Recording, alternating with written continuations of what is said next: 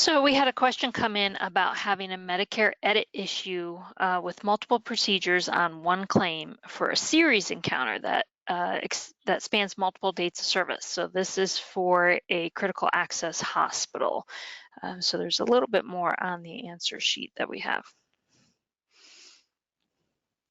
So they were having a problem because the CPT codes are, I'm sorry, the codes are in the surgical range that they're having problems with, and they're hitting NCCI edits in their direct data entry that they do. They have a WPS Medicare.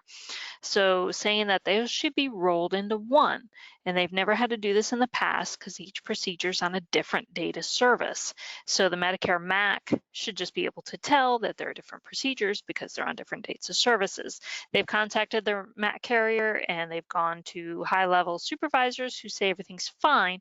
So they're just kind of looking for any more insight that we might have. Now, I've never billed critical access hospital, so this took a lot of research to figure out. I do mainly everything outpatient. Now, critical access hospital is a rural hospital that has to be more than 35 miles from another hospital. So you're talking a rural area. They're small.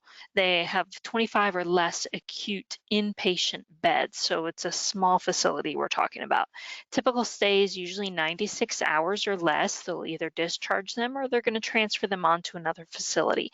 They can stay longer than that. Medicare has restrictions for the or criteria for them to stay longer than that that need to be met. But otherwise, it's just something to have available in a rural area for when there's a problem.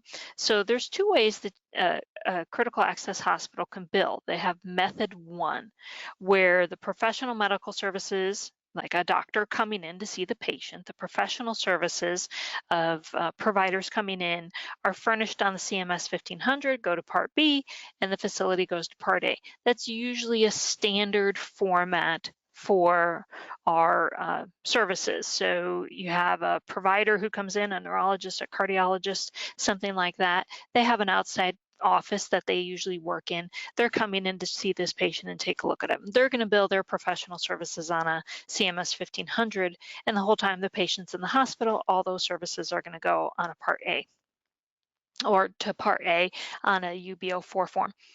Well, there's method two, where the critical access hospital bills Part A for both facility and professional services. So everything is being rolled into one.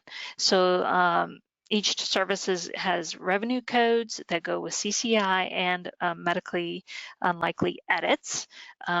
Those guidelines, they're still followed, and the same surgical rules apply. So your global periods are also going to apply, even though you're billing kind of this all thing together, Part A, everything together. The professional then, they've signed over to the hospital that they are not going to bill these services. Their money is going to go to the hospital, and then they would get paid that way. So the only notations I can find that could help with this concern is there is a pre-admission bundling requirement that if the patient is admitted on the same day or within 3 days of any outpatient service, they require separate claims. So possibly something was bumping up there. There's also a repetitive billing feature. So if some of these services, say, were physical therapy or chemotherapy, radiology, some kind of repetitive thing that they're going to do each day, then they were asking for them to all be billed on one line with your from and to date, or to and from. To and from, so you've got, 4 days on there, however many, January 1st to January 5th, with your physical therapy services. So this note didn't say what kind of services these were.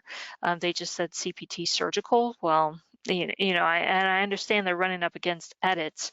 So they say that the global period still applies, though.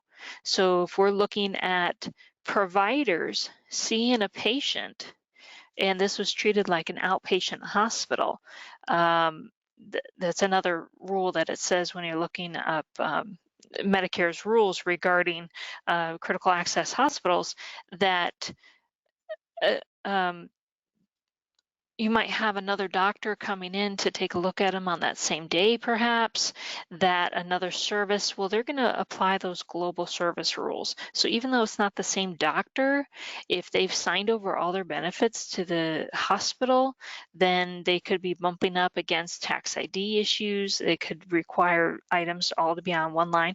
There was no definitive. I went to WPS. They did say that there was a problem with some payments of CAH payments back in January. So I'm not sure, how far back the question was having problems from. They did have problem processing payments, but that was dealing with nurse anesthetists.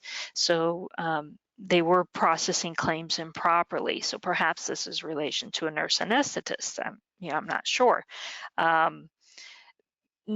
Typically, you'd want to then, if this is the case and you've talked to supervisors and they're saying everything's correct, you're going to want to see what that edit, what that denial is going to be, what that exact reasoning is as to why they want this information. And then you need to try and have somebody find it in writing for you. Perhaps there's some LCD that came out for that service or something, that you need to go straight to that and find, get that exact rule. It's possible that when some update was done at the beginning of the year, that accidentally a button was pushed.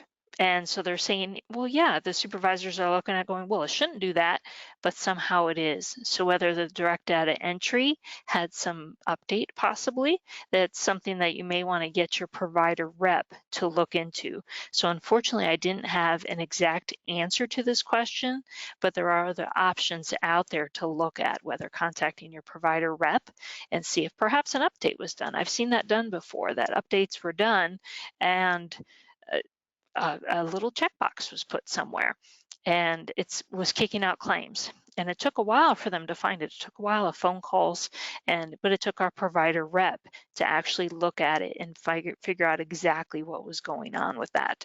So there are certain areas, perhaps it's a repetitive service and they were looking for them to be all put on one line. So even though the CCI edits say you can do these all, they were asking for them to be on one line. So there's a couple different things to look at, but unfortunately I didn't have an exact answer for their question. So. Do you need more medical certification and business training? Learn more at www.cco.us.